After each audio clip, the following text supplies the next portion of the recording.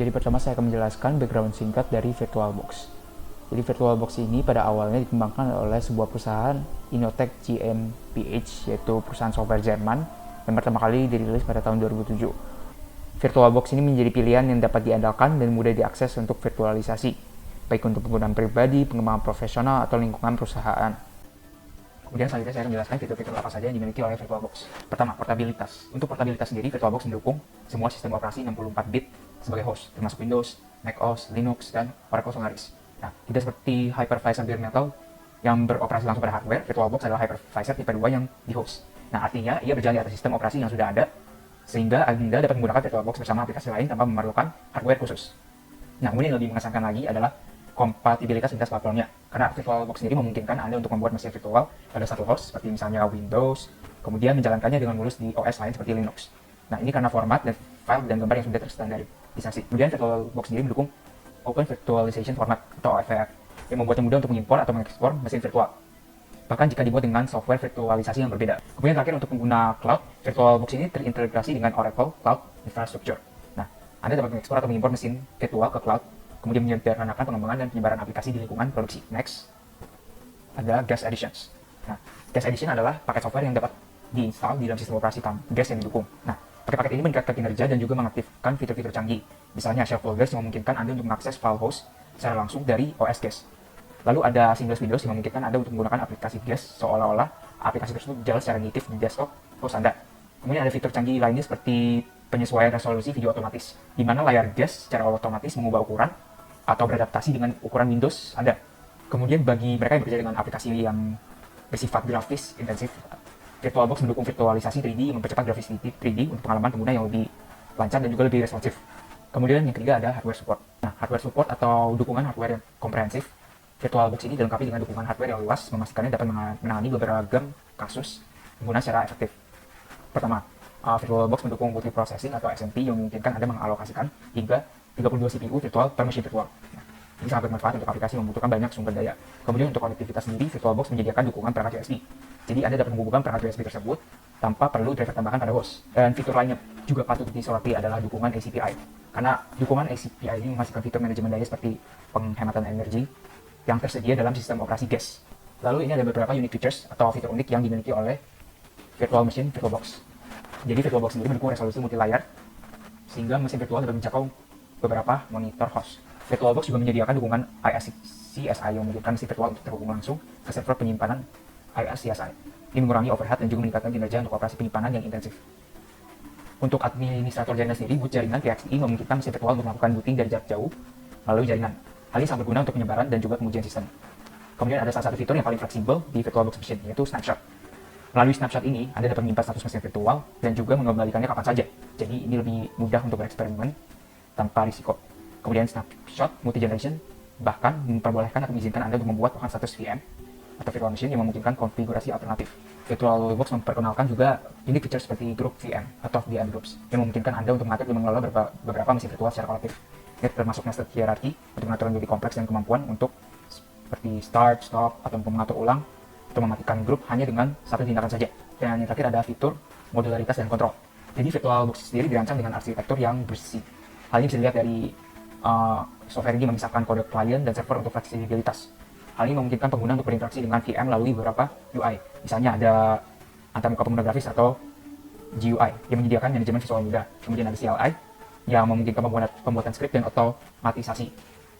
Lalu ada SDK yang memungkinkan integrasi dengan perangkat lunak lain. Lalu untuk manajemen jarak jauh, VirtualBox menawarkan VirtualBox Remote Desktop Extension atau VRDE. Nah, fitur ini menyediakan akses jarak jauh berkinerja tinggi untuk VM yang sedang berjalan dan mendukung OS Guest apapun, bahkan dalam mode teks. Kemampuan unik lainnya juga bisa dilihat dari USB over RDP yang memungkinkan Anda untuk mengarahkan perangkat USB ke mesin virtual jarak jauh. Dan yang terakhir untuk keamanan dan fleksibilitas, VirtualBox mendukung autentikasi RDP yang dapat diperluas. Nah, RDP ini terintegrasi dengan sistem autentikasi seperti WinLogon di Windows atau PAM di Linux. Selain itu, metode autentikasi khusus dapat diimplementasikan menggunakan SDK. Halo, nama saya Aldi Kanamendra. Dalam kesempatan ini saya akan menjelaskan function VirtualBox apa saja.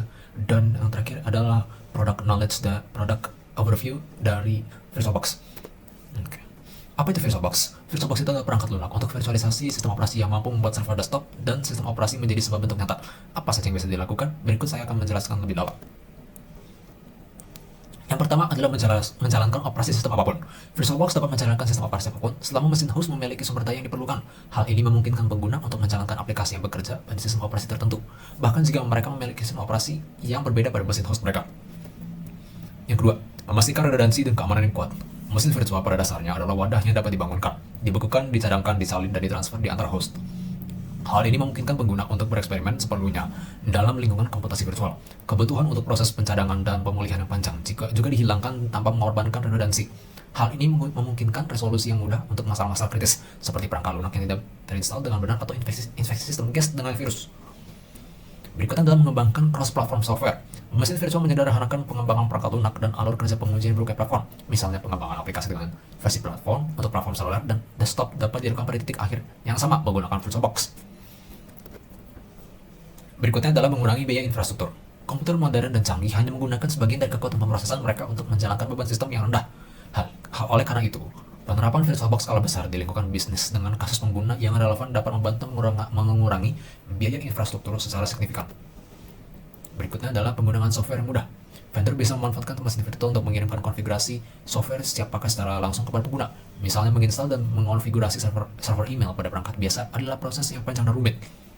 VirtualBox memungkinkan penyedia layanan software untuk menyiapkan konfigurasi yang rumit, yang umumnya dikenal sebagai appliances dan mengemasnya ke dalam mesin virtual. Ini menghilangkan semua kesulitan terkait dengan pengaturan server email, karena membuatnya semudah mengimpor dan menjalankan alat di VirtualBox. Berikut adalah window host yang disupport oleh VirtualBox. Dan di sini juga adalah Linux host yang disupport oleh VirtualBox juga. Berikut adalah produk knowledge di sini adalah produk overview, seperti kelebihan dan kekurangan dan mekanisme apa saja yang penting di dalam VirtualBox. Kelebihan dari VirtualBox ada 4. Yang pertama adalah isolasi, yang kedua adalah virtualisasi, yang ketiga adalah kontrol mudah, dan yang keempat adalah kompatibilitas lintas platform. Kekurangannya juga ada 4, yaitu VirtualBox ini sangat tergantung dengan hardware komputer. Yang kedua adalah jika komputer host memiliki cacat dan OS hanya memiliki satu mesin virtual, hanya sistem itu yang akan terpengaruh. Jika ada beberapa mesin virtual beroperasi pada OS yang sama, semuanya akan terpengaruh. Yang ketiga adalah mesin tidak asli atau virtual. Oleh karena itu, CPU host harus menerima request yang mengakibatkan delayed usability. Jadi, jika dibandingkan dengan komputer asli, mesin virtual ini tidak seefisien komputer asli. Dan yang terakhir adalah membutuhkan banyak memori dan kemahiran dalam mengelola sumber daya penyimpanan untuk setiap mesin virtual. Jika tidak akan terhenti atau macet. Berikut adalah mekanisme produk dari VirtualBox. Yang pertama adalah Intel x86 Architecture dan Ring Levels. Yang kedua adalah Guest Code Execution. Dan yang ketiga adalah Virtual Machine Monitor atau VMM. Selanjutnya juga ada Hardware Virtualization. Dan yang keempat adalah Emulation dan Optimization. Dan yang terakhir adalah Efficiency. Berikutnya untuk tutorial akan dijelaskan oleh teman saya, Jason Nicholas. Sekian dari saya, terima kasih. Oke, halo, perkenalkan, nama saya Jason Nicholas. Hari ini saya akan menjelaskan bagaimana untuk menggunakan VirtualBox, di mana untuk mendownloadnya dan untuk menginstalnya, kemudian dan cara menggunakannya. Di sini saya menggunakan di Windows 10 dan VirtualBox-nya. Untuk virtual machine-nya saya akan menggunakan operating system dari Ubuntu Linux. Oke, kita mulai aja. Jadi sebelum kita melakukannya, kita perlu mendownload dulu VirtualBox-nya. Ini installernya untuk kita menginstal. Kemudian kita perlu mendownload Ubuntu ISO file-nya. Nah, untuk menginstalnya di sini karena saya sudah menginstalnya, sudah saya buka. Jadi saya tidak bisa mencontohkan lagi untuk menginstalnya. Di sini hanya perlu untuk mengikuti langkah-langkahnya saja. Nanti tinggal di next saja. Oke, kemudian kalau sudah selesai, nanti ketika dibuka tampilannya akan seperti ini. Kemudian untuk Ubuntu-nya ini kita bisa download di sini, di search aja di Google Ubuntu ISO file download, atau bisa dibuka langsung websitenya ubuntu.com, pilih download dan desktop, kemudian download yang ini. Ini versinya 24.04.1. Oke, ini saya close saja. Oke, kita mulai aja langsung. Kita buat file virtual machine baru. Misal kita beri nama Ubuntu. Kemudian untuk foldernya kita pilih foldernya di local disk C. Saya bikin namanya VirtualBox. Foldernya ini udah saya buat. Kemudian untuk ISO filenya kita pilih yang Ubuntu juga. Oke. Nah, kita next saja. Oke. Kemudian untuk hardware-nya base memory ini untuk pengalokasian RAM-nya kita buat sesuai recommend dari dia aja di sini. Mungkin untuk prosesornya di sini berapa CPU yang dialokasikan juga kita buat di tengahnya aja. Oke, kita next saja. Ini untuk virtual hard disk-nya. Ini storage yang kita alokasikan juga kita buat di mungkin 100 GB. Oke, kemudian kita next saja. Oke, kita finish. Oke, setelah itu kita bisa melakukan settings jika diinginkan. Misal contoh yang biasanya perlu di settings itu adalah pada general, advanced, di sini ada shared clipboard. Ketika kita mengcopy sesuatu itu biasa masuk clipboard, dan sini kita bisa bikin bidirectional, dua arah. Jadi dari Windows kita bisa copy ke dalam Ubuntu-nya Linux, dan dari sini juga kita bisa copy ke Windows gitu. Drag and drop-nya juga kita bikin bidirectional, dua arah. Kemudian untuk sistem, di sini sistem kita juga bisa melakukan setting seperti tadi untuk pengalokasian memorinya. Terus di sini ada boot ordernya, kita bisa pilih dari mana akan di booting. Kemudian prosesornya, untuk displaynya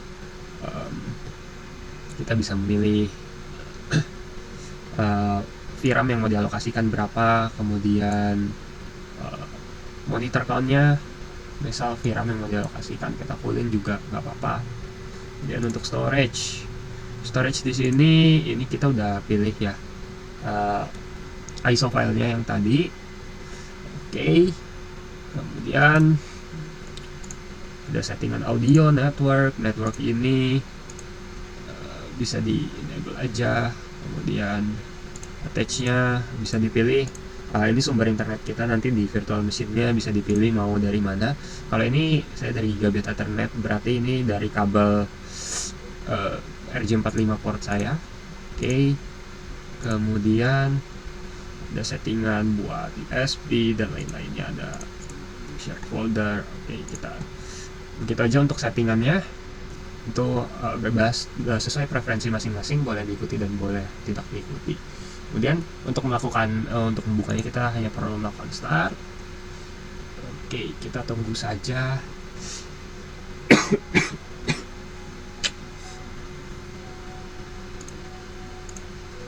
Oke.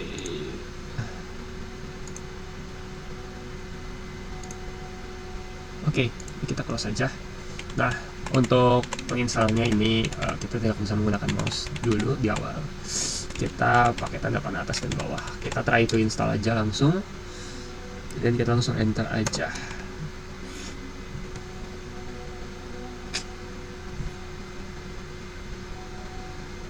Oke, kita tunggu aja. Mungkin ini nunggunya agak lama.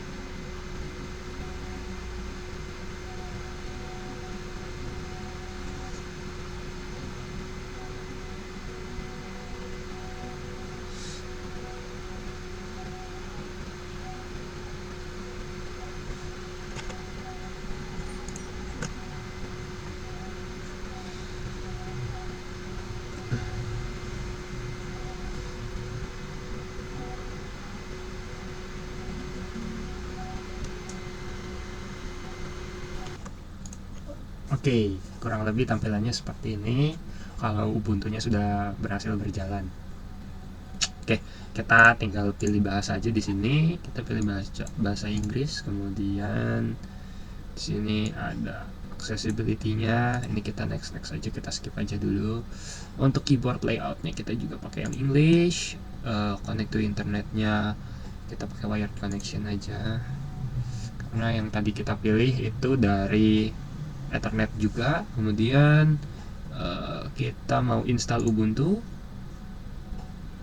kita mau ini, kita bebas mau pilih yang mana, interactive installation atau automated installation. Oke, kita interactive installation aja. What apps would you like to start with? Default aja. Kemudian install recommend proprietary software. Oke, ini kita pilih aja dua-duanya. Download install support. Oke, next.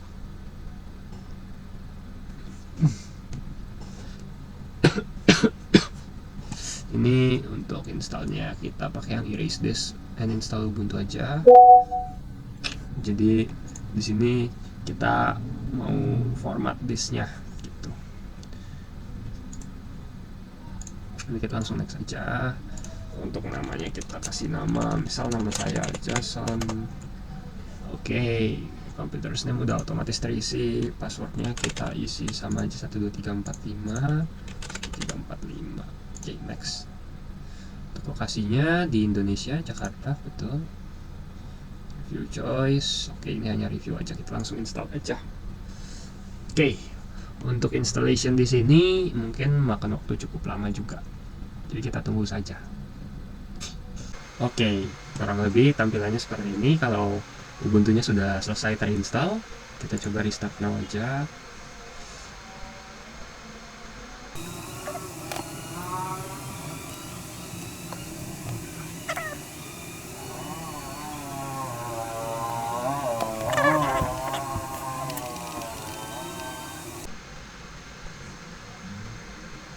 Nah, di sini udah ada ya usernya, namanya Jason sesuai yang tadi. Passwordnya masukin aja 12345.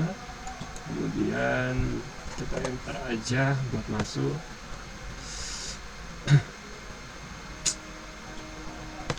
Oke, nah di sini Ubuntunya sudah siap untuk digunakan, sudah bisa digunakan, berjalan seperti operation system pada umumnya.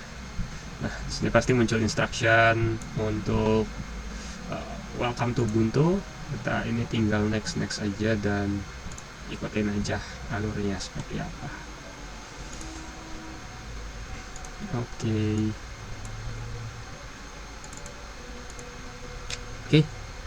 gitu aja. Sekian dari saya. Terima kasih.